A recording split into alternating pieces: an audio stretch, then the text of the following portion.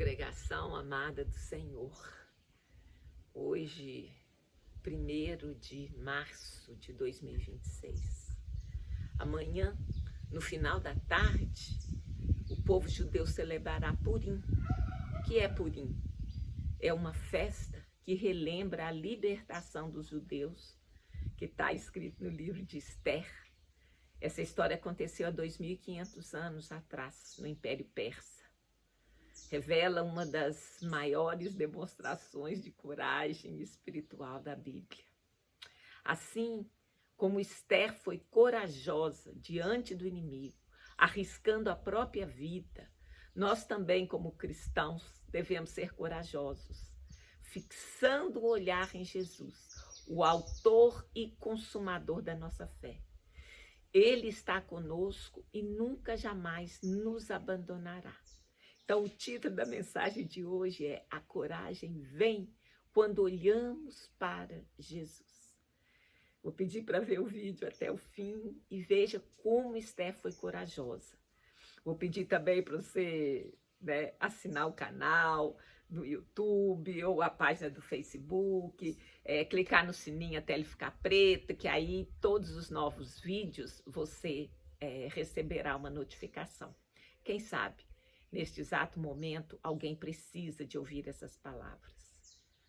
Então, vamos tratar desses eventos, que estão narrados no livro de Esther. E interessante, que ontem, às 8 horas de Israel, iniciou-se a guerra Israel-Irã, também com os americanos em concordância. Então, todas as oportunidades foram dadas para o Irã modificar sua intenção de destruir Israel, destruir o mundo, de destruir a própria população. No começo de janeiro, particularmente no dia 7, 8,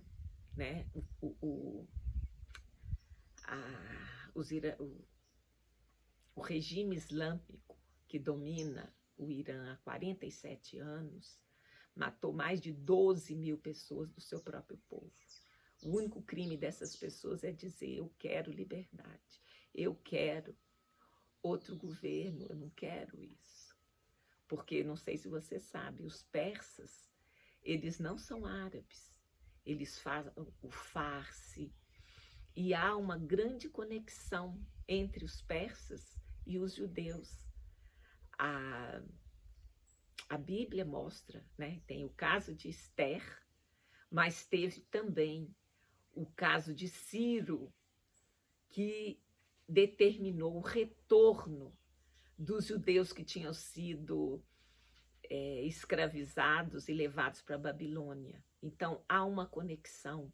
E o Irã, ele foi forçado a se tornar uma república islâmica, onde quem manda não tem lei civil, é a Sharia, é o Corão.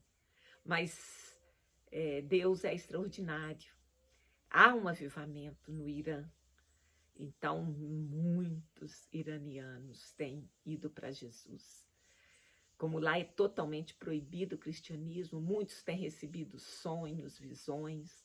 Alguns ministérios que operam de fora, mas através de comunicação via satélite, eles conseguem colocar a palavra de Deus dentro do Irã. Então, Irã e Israel, nós veremos as bandeiras lado a lado. Já temos visto em alguns protestos dos iranianos, especialmente o de Munique, no mês passado. Mas vamos lá. A coragem estratégica de Esther. Quem era Esther? Ela era uma judia, tinha sido levada escrava, mas por causa da desobediência de Vasti, a rainha, ela acabou se tornando a rainha. Vocês podem ler todo o livro de Esther, que é riquíssimo. E não é um livro grande, são apenas 10 capítulos, Então, a Esther se tornou rainha no lugar de Vasti, casando-se com o rei Assuero. E só que a identidade dela, ela manteve em segredo, a conselho do seu primo Mordecai, ou Mardoqueu. Alguns falam que é tio, outros... Bom, isso não vem ao caso. Ela foi criada por ele e obedecia a ele. Mas aí o que aconteceu? O Mardoqueu, ele não se curvava às leis lá do Império Persa, que mandava você se ajoelhar diante, né, dos deuses dele. E aí Amã, que foi elevado a ser o primeiro conselheiro do rei Assuero, o mais poderoso no reino, ficou com ódio mortal de Mordecai e quis matar todos os judeus. E não só quis, como convenceu o rei a fazer um decreto onde no dia 13 de Adar, todos os judeus nas 127 províncias seriam mortos. E aí, né, a história se intensifica, porque o Mardoqueu ficou sabendo desse decreto, ele se colocou em pano e saco. O que é isso? É rasgar a roupa e pôr cinza na cabeça. E ele sempre aparecia na porta do palácio para saber notícias de Esther. E aí Esther viu ele ali daquela forma, quis saber, porque uma pessoa maltrapilha, né, que seria visto assim, não poderia entrar no palácio, mas ela acabou sabendo e ele contou para ela o que estava acontecendo e falou: você vai ter que interceder pelo povo. Ela falou: mas como assim? Eu não posso fazer isso, todo mundo sabe que o rei só pode chegar na presença do rei se for chamado, e tem 30 dias que eu não sou chamada. Se eu, né, estiver diante do rei sem ser chamada, eu posso morrer. Mas aí o Mardoqueu falou para ela: olha, quem sabe se não é para esse momento que você foi elevada rainha. Então, ela... né, que estava em perigo, porque Mardoqueu falou para ela: só porque você é rainha, não pensa que você vai ficar livre desse decreto de morte que Amã decretou, né, selado com o selo do rei. E isso a gente pode fazer um paralelo, né? Às vezes a pessoa acha que por estar numa alta posição ela vai ser livre. E a história mostra que muitas vezes não é livre, principalmente se é uma pessoa judia, a perseguição alcança. Mas glória a Deus que o Senhor também tem um plano de livramento, tem um plano de salvação para todos. Então, o que ela fez? O Mardoqueu fala para ela: ó, minha filha, se você não se colocar, não se posicionar, eu sei que livramento virá de outra parte, mas você e sua família perecerão.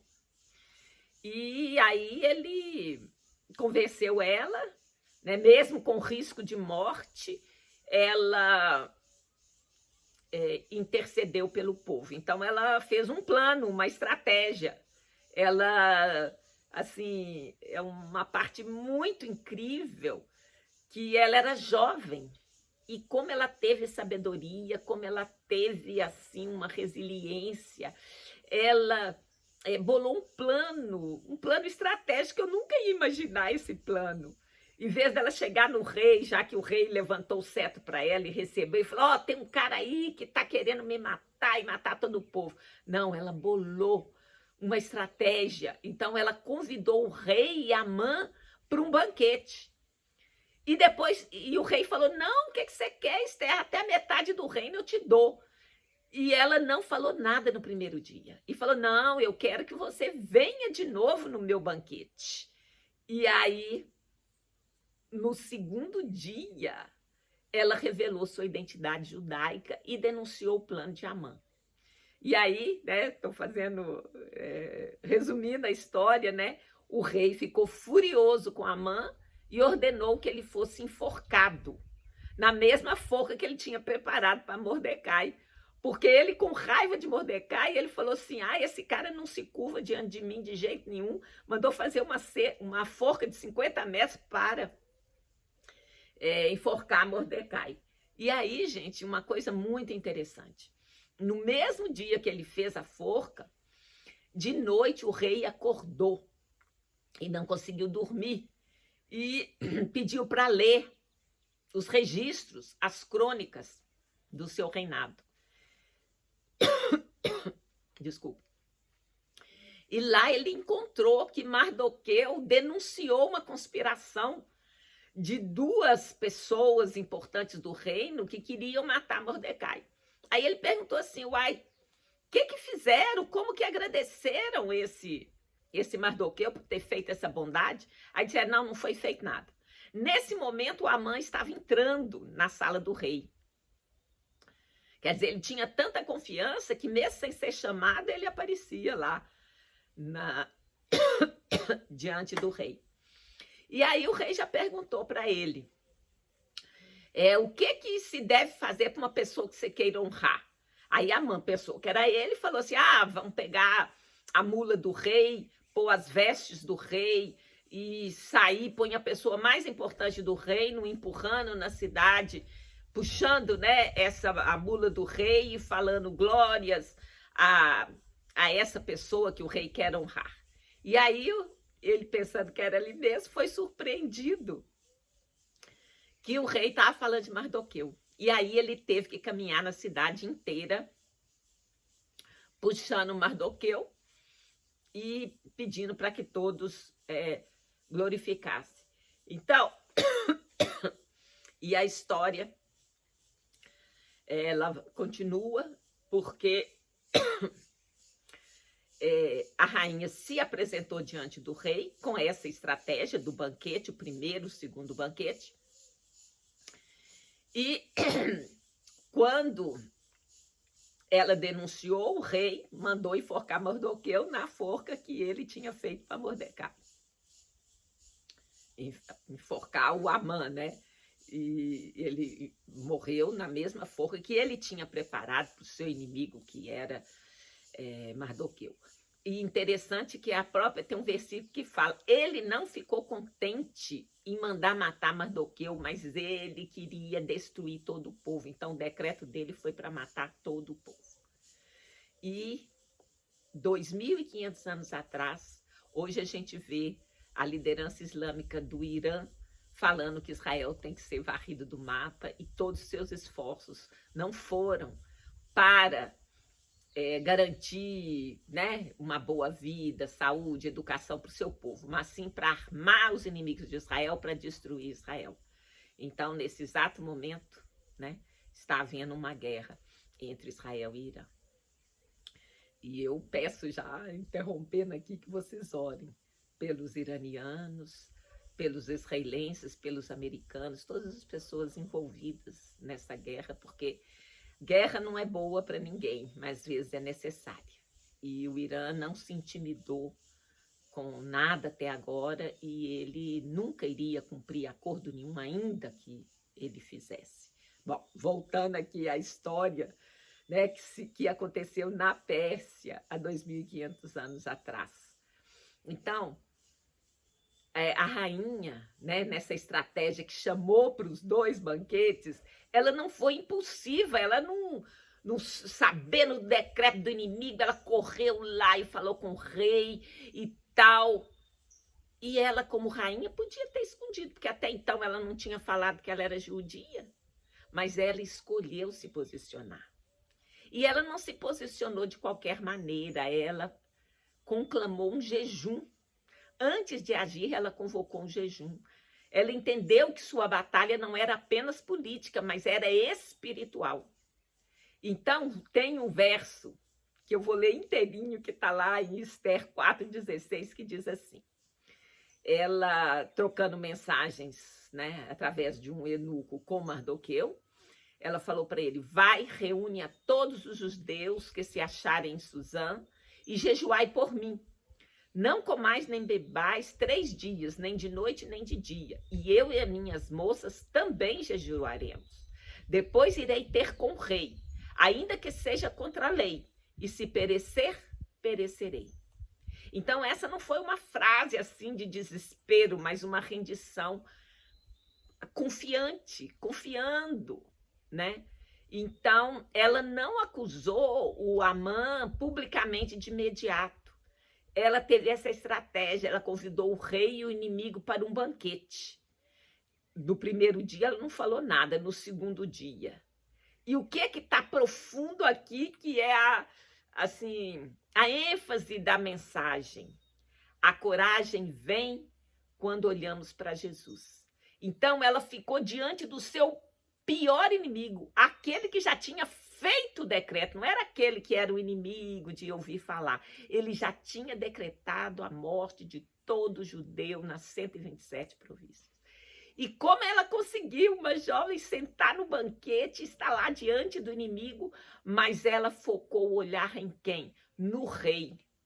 Então, Amã estava ali na sua frente, o inimigo morre, mas a sua confiança estava voltada para o trono. Ela sabia que a decisão final não estava na mão do inimigo, mas nas mãos do rei. Então, há um paralelo dessa história de Esther com a vida cristã no mundo de hoje, que a gente pode dizer que é um mundo hostil, né? Então, por que é um mundo hostil? Porque os cristãos enfrentam oposição, perseguição, discriminação no mundo. Hoje mesmo, muitos cristãos estão sendo perseguidos e mortos na Nigéria, no Sudão, e uma perseguição ferrenha na Coreia do Norte, Mianmar, no Irã. Então, assim, é real. Há uma perseguição concreta contra os cristãos hoje.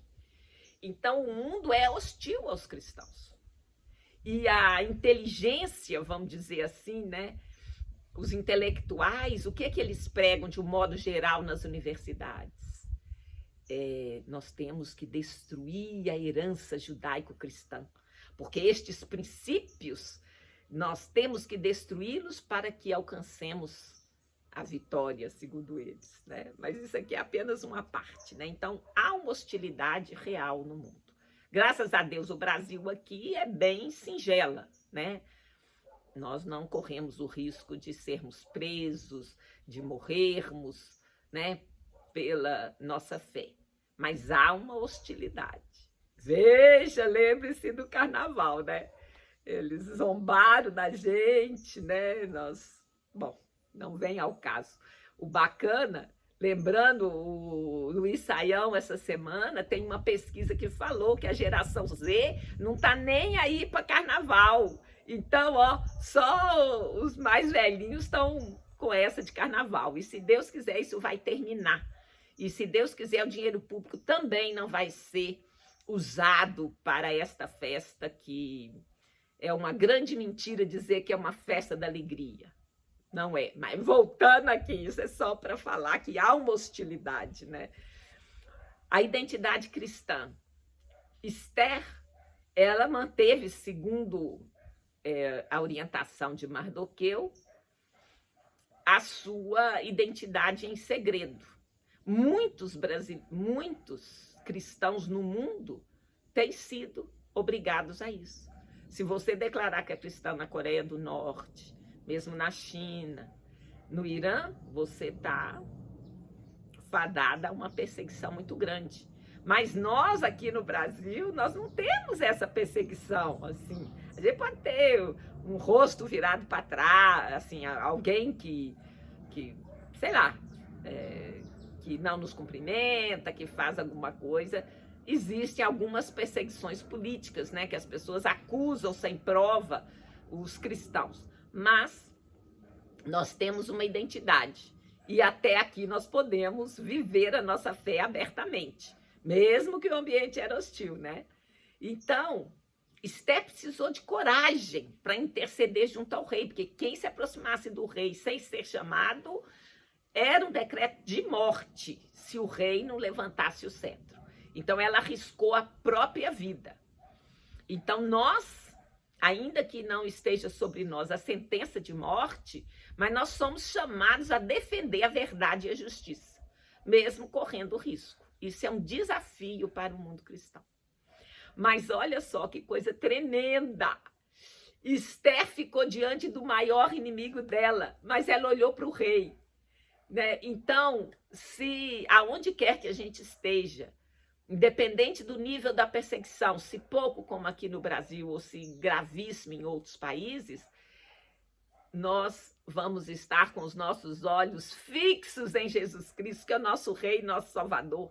Isso foi algo tremendo, porque às vezes a gente fica humilhada, a gente fica retraída, a gente não quer nem falar mais nada, porque vamos ser perseguidos. Mas Esther, diante do inimigo, olhou para o rei. Isso é uma visão extraordinária. Gente, eu já li a Bíblia muitas vezes, já li Esther muitas vezes, e esse detalhe eu não tinha percebido. Foi o Ricardo Robortella que me chamou a atenção para estar diante do inimigo, mas olhando para o rei, olhando para o alvo. E agora, vamos ver aqui mais alguns versículos que falam da realidade do mundo cristão, dessa hostilidade. E da exortação que a palavra de Deus nos faz. Então eu vou ler Hebreus 12, 1 e 2, que está escrito. Portanto, também nós, visto que temos a rodear-nos tão grande nuvem de testemunhas, sabemos que mais é o que estão conosco do que está, né, com o inimigo. Desembaraçando-nos de todo o peso e do pecado que tenazmente nos assedia. Então, o inimigo das nossas almas quer fazer de tudo para que a gente peque, para que a gente se afaste de Jesus. Mas Paulo está nos exortando. Corramos com perseverança a carreira que nos está proposta, olhando firmemente para Jesus, autor e consumador da nossa fé, o qual, em troca da alegria que lhe estava proposta, suportou a cruz, não fazendo caso da humilhação, da ignomínia, mas ele agora está assentado à destra do trono de Deus. Então, assim como Esther, diante do inimigo, olhou para o rei Assuero em busca de ajuda, nós cristãos devemos olhar para Jesus, o autor e consumador da nossa fé, que suportou a cruz por nós e está sentado à destra do Pai. E em João 16:33 também está escrito: tenho-vos dito estas coisas para que tenhais paz em mim. No mundo tereis aflições, mas tende bom ânimo, eu venci o mundo. Se ele venceu, nós também vamos vencer. Então, Jesus nos adverte a enfrentarmos as aflições do mundo, mas nos encoraja a ter bom ânimo, pois ele venceu. Então, continuando com esse paralelo da história de Esther com a nossa, olhando para Jesus em meio à hostilidade, lembrando que a coragem virá ao fixarmos o nosso olhar para Jesus. Olha o que está em Romanos 8, versos 35 e 39. Quem nos separará do amor de Cristo? A tribulação? Ou a angústia? Ou a perseguição? Ou a fome? Ou a nudez? Ou perigo? Ou espada? Como está escrito: por amor de ti somos entregues à morte todo dia. Fomos considerados como ovelhas para o matadouro. Mas em todas estas coisas somos mais do que vencedores, por aquele que nos amou. Porque estou certo de que nem a morte, nem a vida, nem os anjos, nem os principados, nem as potestades, nem o presente, nem o futuro, nem a altura, nem a profundidade, nem alguma outra criatura nos poderá separar do amor de Deus que está em Cristo Jesus, nosso Senhor. Essa é uma declaração fantástica. Então, nada pode nos separar do amor de Deus em Cristo Jesus. Mesmo em meio à tribulação e à perseguição, podemos ter certeza que Deus está conosco e nos dará a vitória. E ainda que a gente possa morrer nessa vida, a vida eterna nos está assegurada. E é isso que motivou milhares e milhares de pessoas que foram martirizadas por crerem em Jesus. E ainda hoje esse é um apelo real. E é a confiança que a gente deve depositar em Jesus, olhando para ele. Então, Esther estava diante do inimigo que já tinha decretado a morte dela. Nós, cristãos, vivemos num mundo hostil. O próprio Senhor Jesus Cristo advertiu que no mundo tereis aflições, mas tem de bom, eu venci o mundo, né? Falando que a gente enfrentaria oposição. Então, nós estamos diante de pressões reais. A gente vai falar ideologias contrárias à fé, como esse, que acha que os princípios judaico-cristãos devem ser abolidos. Há um relativismo moral, perseguição velada ou explícita. E o Amã, que é o inimigo que decretou a nossa morte, às vezes parece influente e dominante. Isso não quer dizer que a gente vai negar a realidade. Esther não fingiu que o decreto de morte não existia. Ela encarou o problema. O cristão também não deve negar, mas ele vai viver em confiança. Então, como é que essa confiança ela é alimentada? É olhando para Jesus, né? Olharmos para o Rei Maior. Nossa segurança não está no sistema, na nossa posição. A gente alcançou agora uma alta posição, ninguém vai mexer conosco. Eu agora vou ser juiz, eu vou ser isso, vou ser aquilo. Mas a nossa segurança não está no sistema, na cultura ou nas circunstâncias. Está em Cristo, que está sentado no trono. Assim como Esther entrou na sala do trono sem garantia humana, porque ela arriscou a vida, nós também devemos viver pela fé.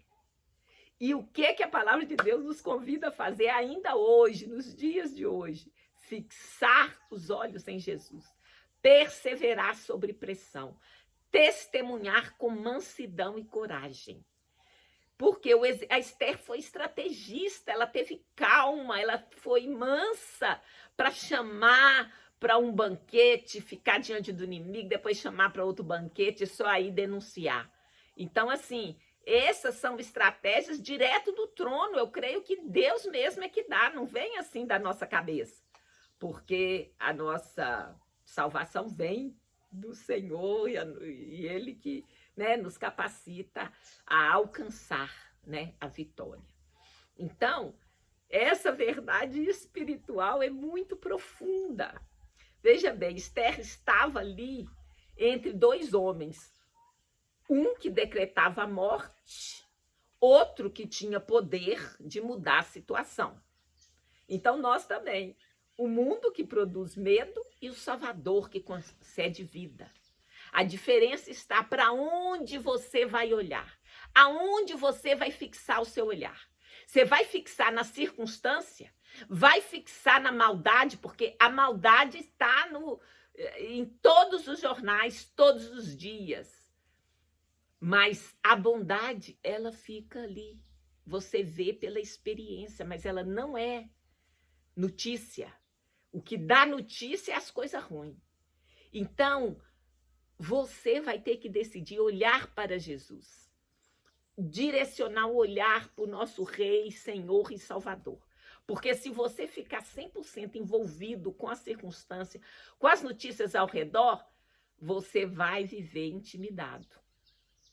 Então, você não pode olhar para a mão, você tem que olhar para o Rei. Você não pode olhar para o que o mundo está fazendo, você vai olhar para Jesus, o Senhor. Se olharmos para Jesus, o Rei dos Reis, nós viveremos com ousadia, mas em humildade. Então, assim, e a coragem, como eu falei, a coragem ela vem quando fixarmos o olhar em Jesus. Porque a coragem não é ausência de medo, a gente tem medo, isso faz parte, é autodefesa. Apareceu um leão aqui, eu vou correr, é autodefesa. Então, não é para a gente não ter medo, medo faz parte. Mas é não nos paralisarmos diante do medo. É uma fidelidade em meio ao medo, é continuar olhando para Jesus.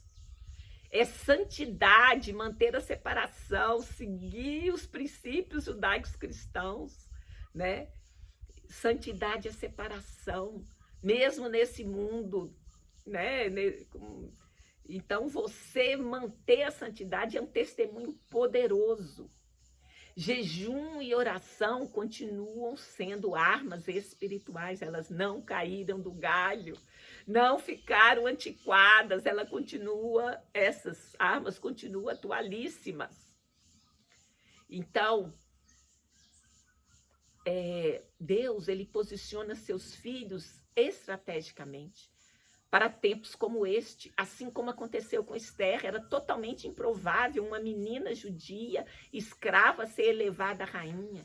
Mas o tio dela teve a visão completa. Ser rainha não é só para curtir o palácio, não. Não é só para ficar livre de qualquer ameaça, não. Quem sabe foi para tempos como esse, para você interceder e mudar a situação, é que você foi elevada à posição em que você está. Então, Esther foi levantada para salvar seu povo. Então, nós cristãos somos chamados a ser luz em meio à escuridão. Então, mesmo que a batalha seja pública, que o inimigo seja visível, a vitória vem do trono. Então, já vamos lá para a conclusão. Eu quero, antes de concluir, ir para o versículo-chave. Eu achei esse de Esther 4,16 que eu li, chave, porque ela agiu, ela planejou, ela teve uma estratégia que eu tenho certeza que Deus iluminou. Vai, reúne a todos os judeus que se acharem em Suzã e jejuai por mim.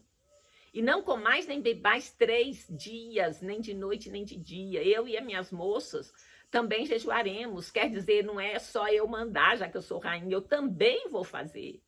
Depois irei ter com o rei, ainda que seja contra a lei, porque não podia chegar sem ser chamado. Mas se perecer, perecerei. Então ela arriscou a vida dela. E também em João 16:33 está escrito: tenho-vos dito estas coisas para que tenhais paz em mim.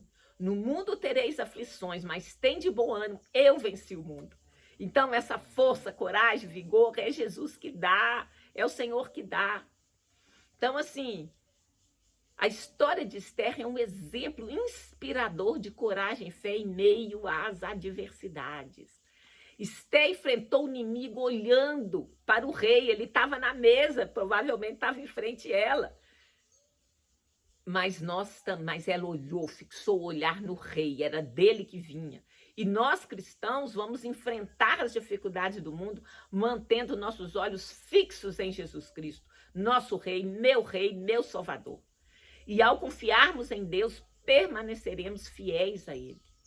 E poderemos ter certeza que ele nos protegerá e nos dará vitória, assim como deu a Esther e o povo judeu teve o direito de ser livre, de se defender, na verdade, porque o rei não podia mudar o decreto, porque ele falou palavra de rei, palavra de rei. Mas ele falou, mas vou dar o direito de defesa. E dando o direito de defesa, no dia que as pessoas chegaram para matar os judeus, eles estavam preparados e venceram. Então, assim, vou pedir, para você repetir. Eu te agradeço, Senhor Jesus, pelo amor incondicional que o Senhor Jesus me ofereceu e te ofereceu. Eu te agradeço porque sei que estará comigo todos os dias até a consumação dos séculos. Eu terei e manterei paz em Jesus. Então, eu olharei para ele, fixarei o olho para ele e não verei, assim, eu não me guiarei pela circunstância. É claro que a gente não pode ser alienado, a gente tem que saber das coisas. E o Senhor falou, no mundo tereis aflições, mas tem de bom ânimo, porque Jesus já venceu o mundo e eu vencerei também, no nome santo de Jesus. Então, Deus abençoe a cada um de vocês, tenha uma ótima semana na luz e na graça de nosso amado Senhor Jesus Cristo, Messias de Israel. E muito obrigada a você que chegou até agora. Beijo no coração e até a próxima semana.